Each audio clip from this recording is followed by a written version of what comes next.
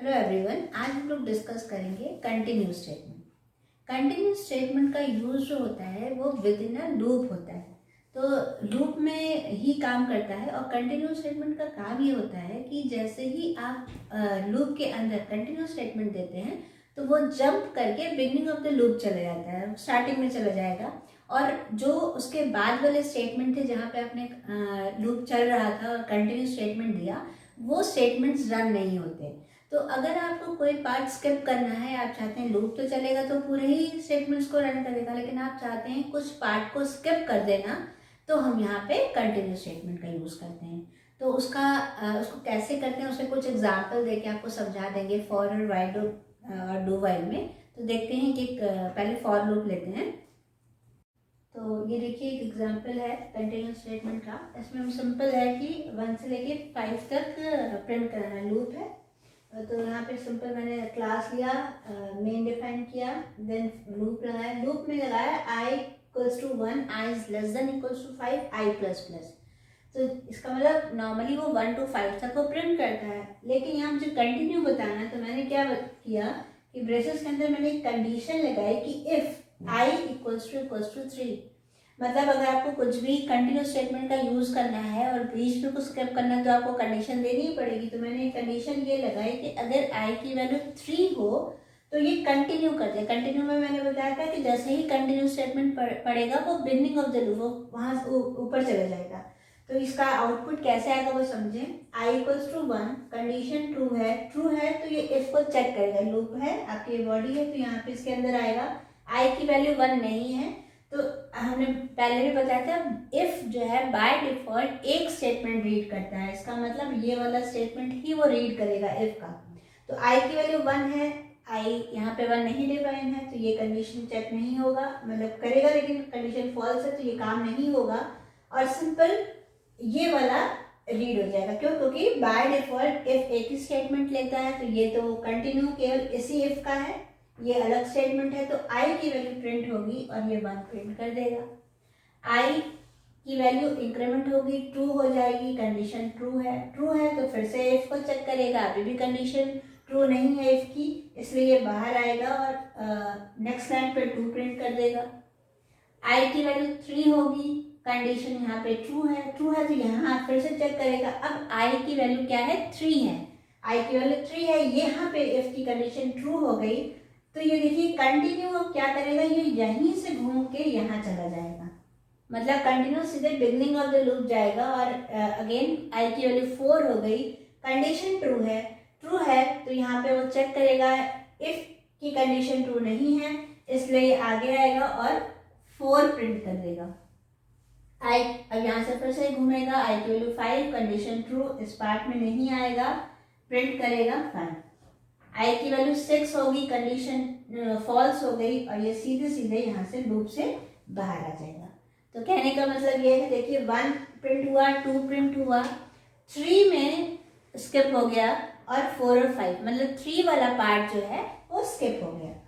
तो ये आपको कोई भी पार्ट इस तरह से कोई भी कंडीशन के थ्रू आप वो पार्ट स्किप कर सकते हैं। जैसे आप चाहते हैं कि 3 और 4 दोनों स्किप हों तो आप यहाँ पे और लगा सकते हैं, जैसे आई इक्वल्स टू 3 और सिंबल क्या करता है, दोनों ही की आई इक्वल्स टू मान लीजिए आपने 4 लिखा है यहाँ पे इस जगह पे, तो ये क्या होगा, आई की वैल्यू 3 होगी तो कंटिन्यू चला जाएगा, फिर आई की वैल्यू 4 होगी, फिर से यहाँ आएगा, आई की वैल्यू 4 भी मिलेगी, फिर कंटिन्यू हो जाएगा, तो फिर आई की वैल्यू 5 होगी तो 5 को प्रिंट कर देगा। तो मतलब इस वाली कंडीशन में केवल 1 प्रिंट करेगा, 2 प्रिंट करेगा और 5 प्रिंट करेगा।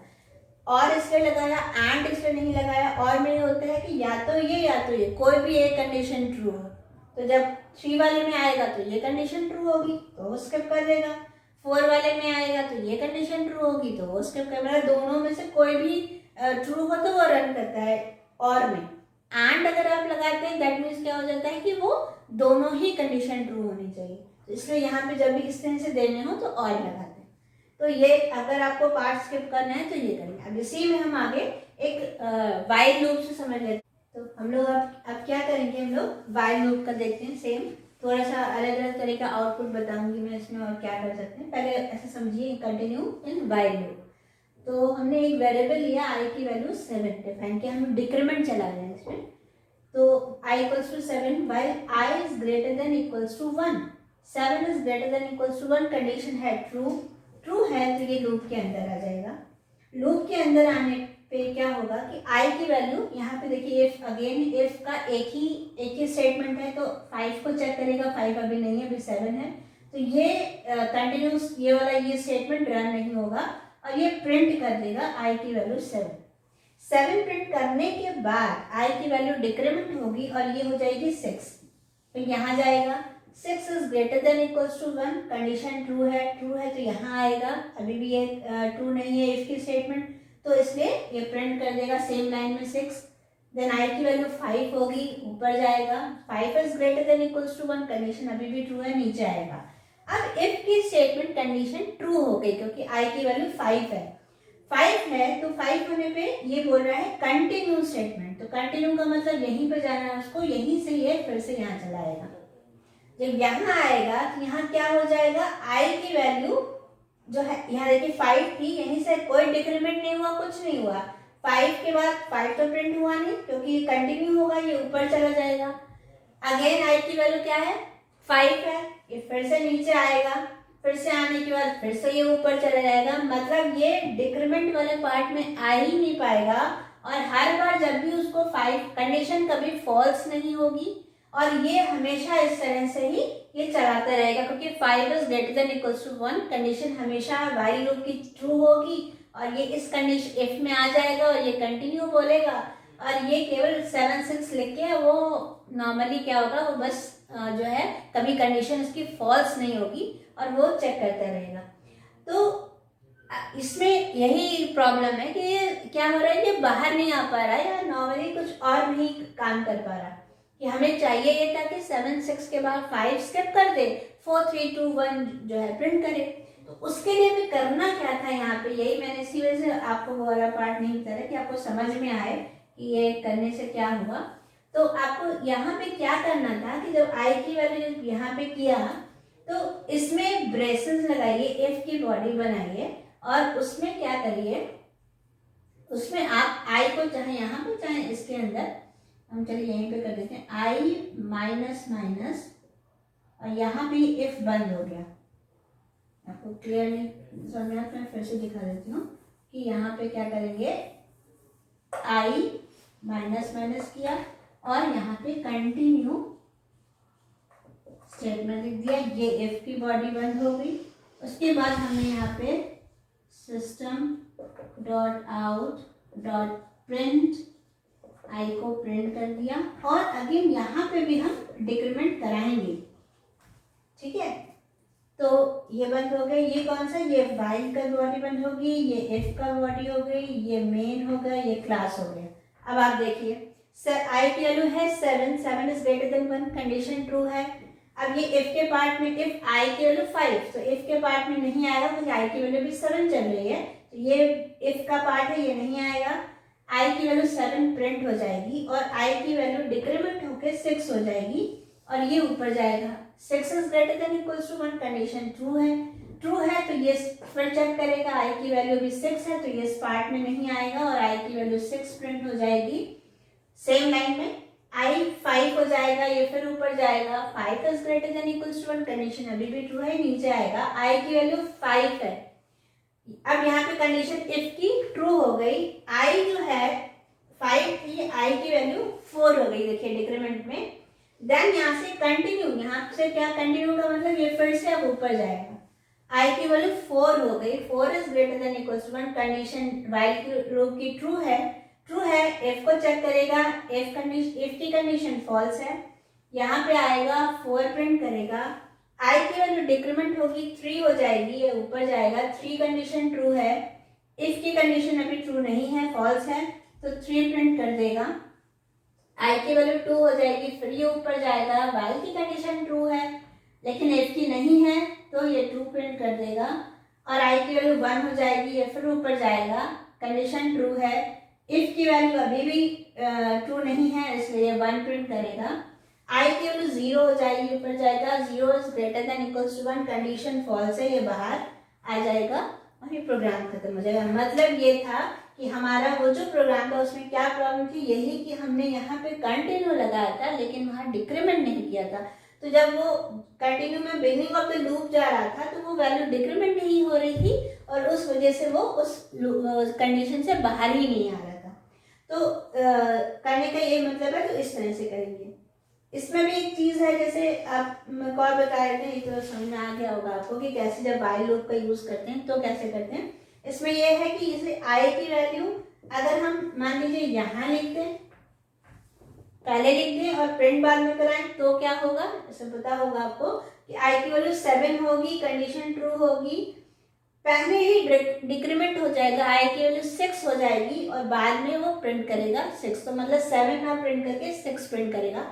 तो ये चीज हमेशा ध्यान रखिए कि जब हम लोग कभी भी प्रोग्राम बनाएं तो एक बार इसको ड्राई रन कर लें, जिससे कि जो लूप है आप कॉपी में जब आप प्रोग्राम बनाते हो तो आप उसमें ही ड्राई रन कर लीजिए कि वो लूप कैसे कैसे चलेगा। तो नॉर्मली ये इससे समझ में आ जाएगा कि अगर आई की, देखिए थोड़ा एक लाइन को ऊपर नीचे करने में ही आउटपुट गड़बड़ आ जाता है। तो अगर आई को डिक्रीमेंट ऊपर कर दिया तो उसका मतलब ये है कि क्या होगा कि वो पहले ही 7 में प्रिंट करके 6 से स्टार्ट करेगा। तो ये भी चीज ध्यान रखने वाली होती है। अब मैं आपको डू वाइल का एक प्रोग्राम उसमें बताऊंगी कंटिन्यू कैसे। तो अब हम लोग देखते हैं ये डू वाइल का प्रोग्राम है। तो डू वाइल में कंटिन्यू कैसे यूज करते हैं, देखिए इसमें हमने वही सेम प्रिंट करा रहे 1 to 7 तक प्रिंट कराना है और उसमें बीच में 5 अगर आए तो वो स्किप कर दें, वही सेम है। i इक्वल्स टू 1 यहाँ पे इनिशियलाइज कर दिया। और उसमें डू वाइल में मैंने पहले भी आपको डू वाइल स्टेटमेंट्स बताए थे, उसमें क्या होता है एटलीस्ट एक बार प्रोग्राम रन होता ही होता है, क्योंकि जो हमारी वैल्यू है पहले वो डू में आ जाती है, लूप के अंदर आ ही जाएगा बिना कंडीशन चेक करे, तो वो पार्ट रन होना ही होना है। ये डू वाइल का और वाइल और फॉर से डिफ्रेंशिएट कर सकते हैं कि डू वाइल एक बार एटलीस्ट प्रोग्राम को रन करता ही करता है, क्योंकि वो डू का मतलब है डू से पहले वो लूप के अंदर आ गया विदाउट कंडीशन चेक करे। और फॉर और वाइल में पहले कंडीशन चेक होती है तब वो लूप चलता है। तो हम वही इसका बता रहे हैं। तो हमने फॉर और वाइल का कंटिन्यू बताया। अब आप देखिए डू में क्या है, डू में जाएंगे आई की वैल्यू 1 है या इस, अब ये देखिए ये भी इसमें भी इफ का यही पार्ट है। तो आई की वैल्यू 5 है तो अभी कंडीशन ये ट्रू नहीं है, आई की वैल्यू 1 है, ये देखिए यहाँ पे 1 प्रिंट कर देगा। एलन है इसलिए पॉइंटर नेक्स्ट टाइम पे आएगा। आई की वैल्यू अब हो गई 2, आई की वैल्यू 2 हो गई। 2 होने के बाद ये कंडीशन को चेक करेगा। तो 2 is less than equals to 7, condition true है। अब ये आपका ये डू में आ जाएगा। इफ i इक्वल्स टू 5, नहीं अभी 2 है i की वैल्यू तो इस पार्ट में नहीं आएगा, फिर से ये नेक्स्ट लाइन पर 2 प्रिंट करेगा और i की वैल्यू 3 हो जाएगी। i की वैल्यू 3 होने पे कंडीशन चेक करेगा, 3 is less than equals to 7, condition true है। अगेन ये लूप के अंदर आएगा, i की वैल्यू 3 है तो अभी अगेन ये इफ के पार्ट में नहीं आएगा, प्रिंट करेगा, 3 प्रिंट हो जाएगा। i की वैल्यू हो गई 4, 4 होने पे while 4 is less than equals to 7, अभी भी कंडीशन ट्रू है, ऊपर आएगा। i की वैल्यू 5 है तो अभी भी इफ वाले पार्ट में नहीं आएगा, i की वैल्यू 4 प्रिंट कर देगा। प्रिंट करने के बाद i की वैल्यू हो जाएगी 5, 5 होने पे फिर से यहाँ पे आएगा 5 is less than equals to 7, condition अभी ट्रू है, फिर से ऊपर जाएगा। अब 5 i की वैल्यू 5 है तो 5 इक्वल्स टू 5, तो ये अब इफ वाले पार्ट में आएगा। i की वैल्यू क्या हो जाएगी 6, 6 होने पे ये कह रहा है कंटिन्यू, कंटिन्यू कहाँ पे होता है, कंटिन्यू इसका डू वाइल में कंटिन्यू नीचे आता है। तो 6 is less than equals to 7, condition true है, ट्रू है तो ये फिर से लूप के अंदर आएगा। अगेन i की वैल्यू 6 है तो इस पार्ट में नहीं आएगा, i की वैल्यू 6 प्रिंट हो जाएगी। i की वैल्यू 7 हुई, अब 7 हो गई, while 7 is less than equals to 7, अभी भी कंडीशन ट्रू है, ऊपर जाएगा, इस वाले पार्ट में नहीं आएगा इफ के, देन 7 प्रिंट करेगा।